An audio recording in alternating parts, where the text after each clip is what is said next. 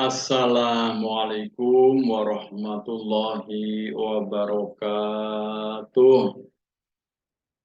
Alhamdulillahi rabbil alamin wassalatu wassalamu ala asrofil mursalin wa ala alihi wa sahbihi ajma'in. La haula wa la quwwata illa billahil aliyyil azim, amma ba'du. Saudara-saudara kaum muslimin dan muslimat yang dimuliakan oleh Allah Subhanahu wa taala.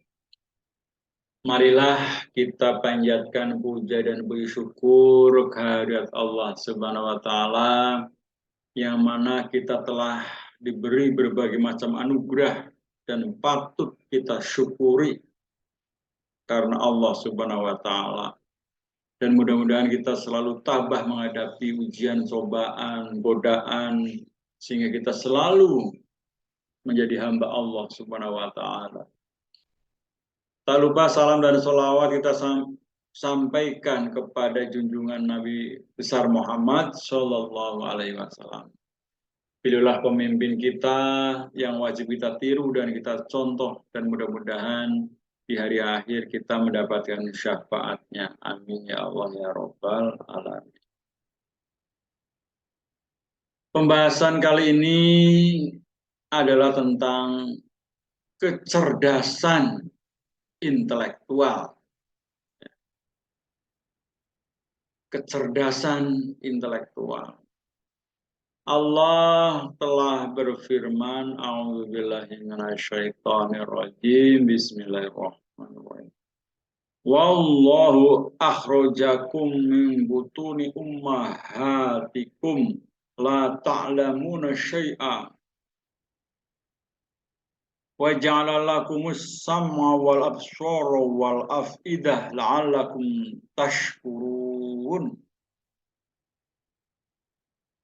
Yang artinya, dan Allah mengeluarkan kamu dari perut ibumu dalam keadaan tidak mengetahui sesuatu pun. Dia memberimu pendengaran, penglihatan, dan hati nurani agar kamu bersyukur. Ini terdapat dalam Quran Surat An-Nahl ayat 78. Kaum muslimin, muslimat, rahimakum. Kecerdasan intelektual disingkat IQ, ya, disingkat IQ, adalah istilah umum yang digunakan untuk menjelaskan sifat pikiran yang mencakup sejumlah kemampuan, seperti kemampuan menalar, merencanakan, memecahkan masalah, berpikir abstrak, memahami gagasan, menggunakan bahasa, daya tangkap, dan belajar. Kecerdasan erat kaitannya dengan kemampuan kognitif yang dimiliki oleh individu.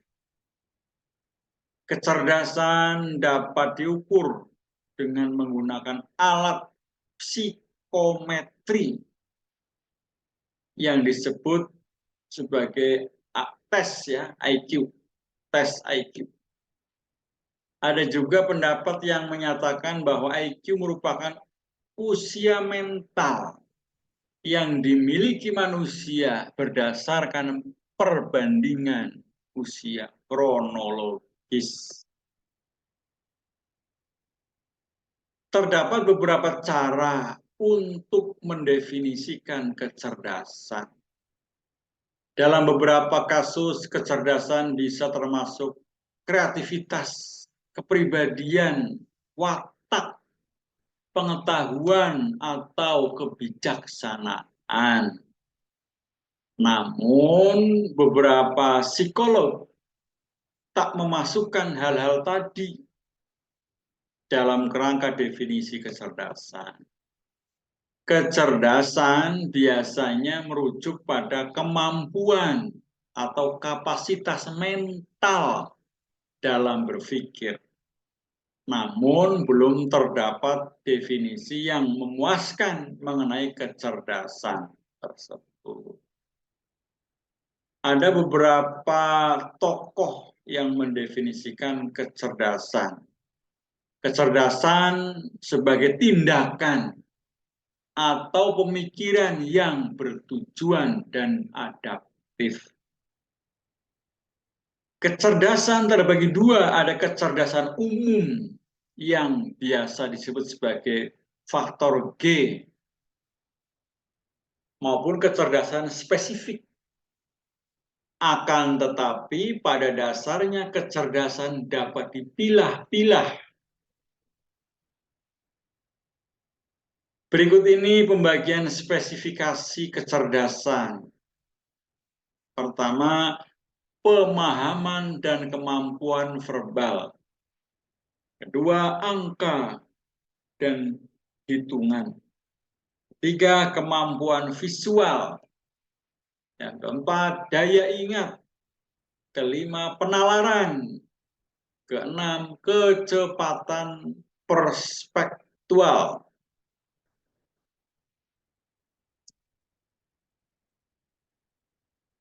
Taraf kecerdasan membagi kecerdasan menjadi dua kelompok besar, yaitu kemampuan kecerdasan verbal dan kemampuan kecerdasan tampilan.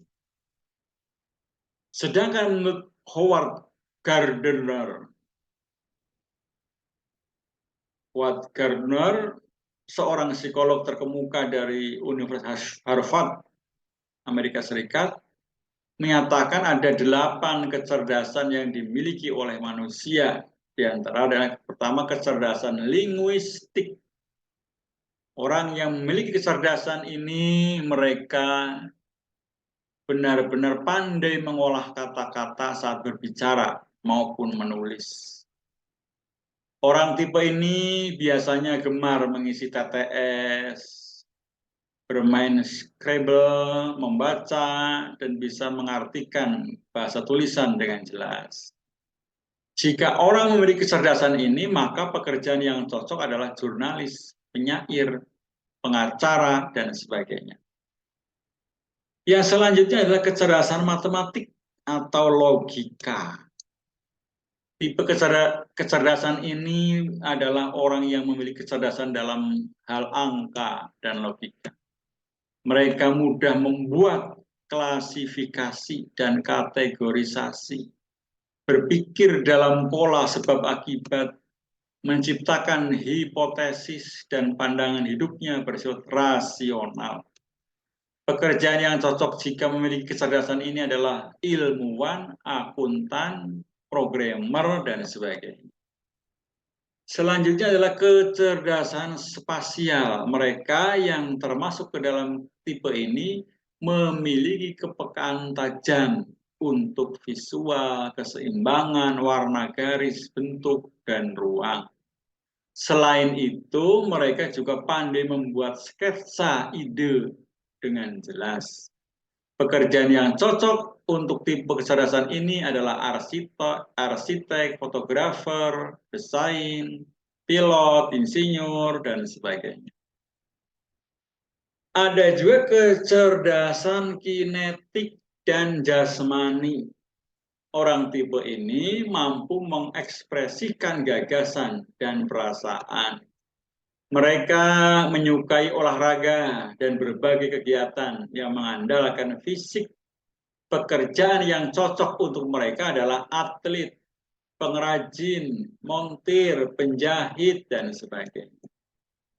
Selanjutnya adalah kecerdasan musikal. Mereka yang termasuk ke dalam tipe ini mampu mengembangkan, mengekspresikan, menikmati bentuk musik dan suara. Ciri-ciri orang yang memiliki kecerdasan musikal yaitu suka bersiul, mudah menghafal nada lagu yang baru didengar, menguasai salah satu alat musik tertentu, peka terhadap suara sumbang, dan gemar bekerja sambil bernyanyi. Pekerjaan yang cocok untuk mereka adalah penyanyi, pencipta lagu, seniman, dan sebagainya. Selanjutnya adalah kecerdasan interpersonal. Orang tipe ini biasanya mengerti dan peka terhadap perasaan, intensi, motivasi, watak, temperamen orang lain, dan sebagainya. Selain itu, mereka juga mampu menjalin kontak mata dengan baik, menghadap orang lain dengan penuh perhatian, dan mendorong orang lain menyampaikan kisahnya. Pekerjaan yang cocok untuk tipe ini adalah negosiator, guru, dosen, dan sebagainya. Selanjutnya adalah kecerdasan intrapersonal. Orang tipe ini memiliki kecerdasan pengetahuan akan diri sendiri dan mampu bertindak secara adaptif berdasarkan pengenalan diri. Ciri-ciri yang suka bekerja sendiri, inilah orang yang punya kecerdasan ini. Cenderung cuek, sering mengintrospeksi diri, mengerti kekuatan, kelemahan yang dimilikinya sendiri. Yang cocok adalah teolog, ya, pekerjaan teolog, konselor, dan sebagainya. Kecerdasan naturalis, orang yang memiliki kecerdasan naturalis ini mampu memahami dan menikmati alam dan menggunakannya secara produktif serta mengembangkan pengetahuannya mengenai alam semesta. Ciri orang yang memiliki kecerdasan ini mencintai lingkungan, mampu mengenal sifat dan tingkah laku hewan, dan senang melakukan kegiatan di luar atau di alam. Kecerdasan ini biasanya dimiliki oleh petani, nelayan, pendaki, pemburu, dan sebagainya. Lalu faktor yang mempengaruhi kecerdasan terdapat beberapa faktor yang mempengaruhinya. Misalnya faktor bawaan atau biologis. Yang kedua, faktor minat dan pembawaan yang khas. Faktor pembentukan atau lingkungan, faktor kematangan, faktor kebebasan. Nah, ini adalah pengukuran taraf kecerdasan. Jadi kecerdasan bisa diukur. Salah satu uji kecerdasan yang diterima luas ialah berdasarkan pada uji psikometrik atau IQ. Pengukuran kecerdasan dilakukan dengan menggunakan tes tertulis dan tes tampilan. Atau saat ini berkembang pengukuran dengan alat bantu komputer. Ya, jadi alat bantunya banyak sekali ya untuk tes-tes IQ. Sangat banyak, apalagi zaman sekarang yang modern. Sekarang ini betapa banyak tes-tes tentang kecerdasan. Kaum muslimin muslimat rahimakumullah. Nah, sekarang kecerdasan dalam Islam. Seorang yang malas dengan amalan-amalan akhirat merupakan indikasi bahwa keyakinannya pada akhirat itu lemah. Umumnya manusia beranggapan bahwa kecerdasan itu berkolerasi kuat dengan kemampuan daya cipta dalam hal sains dan teknologi, tetapi lupa mengaitkan secara erat dengan pengamalan agama, sehingga kehidupan dunia yang sejatinya sarana malah berubah menjadi tujuan. Rasulullah pernah menjelaskan orang cerdas adalah yang mau mengoreksi dirinya dan berbuat untuk kehidupan setelah kematian. Makna hadis ini Ibnu Katsir dalam tafsirnya menjelaskan bahwa yang dimaksud orang yang cerdas adalah orang yang senantiasa menghitung-hitung amal perbuatannya, sebagaimana yang dikatakan oleh Umar bin Khattab, "Hisablah, buatlah perhitungan untuk diri kalian sendiri sebelum kalian dihisab, dan timbanglah diri kalian sebelum kalian ditimbang. Dan bersiaplah untuk menghadapi hari yang besar, yakni hari diperlihatkannya amal seseorang, sementara semua amal kalian tidak tersembunyi darinya. Dengan demikian, kecerdasan bukan sebatas akumulasi ilmu, kemampuan berkarya, cipta, dan mengembangkan usaha semata, tetapi lebih pada apakah diri ini telah benar-benar meyakini hari pembalasan atau tidak, sehingga segenap orang yang melakukan tidak lain adalah demi tegaknya agama Islam. Salah satu sebab mengapa kebanyakan manusia ingkar kepada Allah Subhanahu wa taala adalah karena lemahnya iman terhadap hari pembalasan. Dalam konteks ini, mereka benar-benar tidak cerdas seperti yang Allah jelaskan dalam Al-Quran. Mereka bertanya, siapakah yang dapat menghidupkan tulang belulang yang telah hancur luluh? Katakanlah, yang dapat menghidupkan tulang belulang yang telah hancur luluh itu adalah zat yang telah menciptakannya pada awal kejadiannya. Ayat ini memberikan penegasan bahwa dengan segenap kemampuan akal dan inderanya, manusia tidak akan pernah bisa menjangkau bagaimana Allah bekerja. Tetapi sebagai makhluk yang dipilih untuk mendapatkan hidayahnya dan diberinya kemampuan berpikir, maka sangat jelas bahwa Allah mampu melakukan apapun yang dikehendakinya, sekalipun di luar nalar manusia.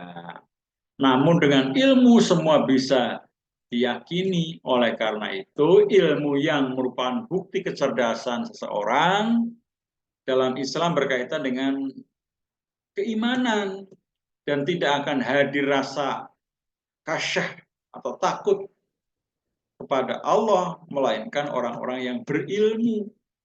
Dengan kata lain, kecerdasan dalam Islam adalah keimanan dan amal soleh. Rasul pernah menjelaskan Allah tidak memberi seseorang anugerah yang lebih utama selain pemahaman ilmu tentang agama Islam.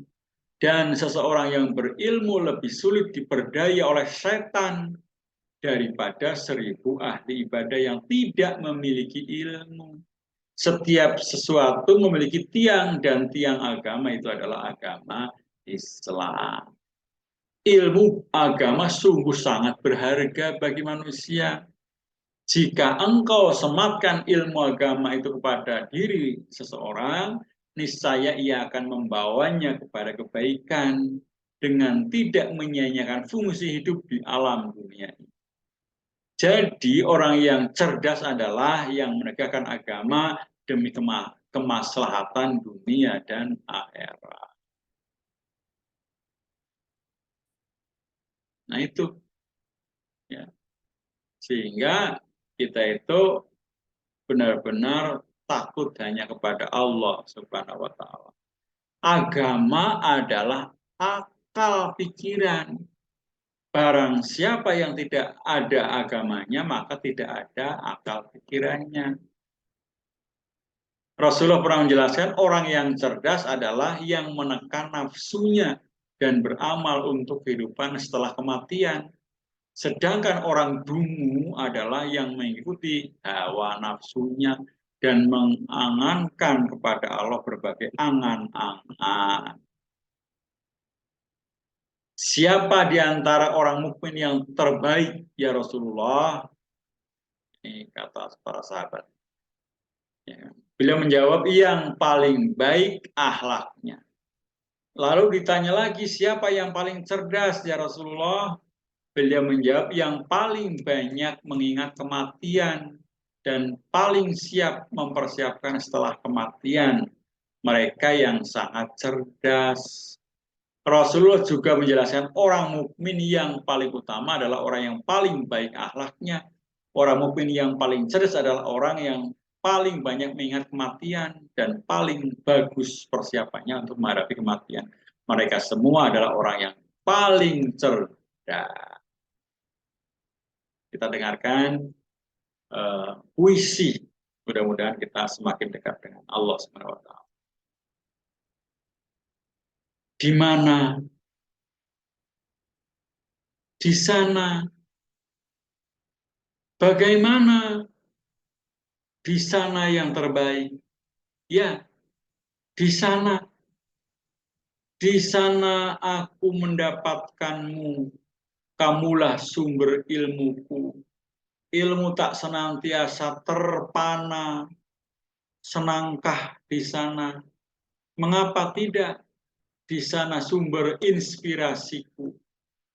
Di sana kutemukan ilmuku, sumber ilmuku, di guruku, di kawanku, di orang tua.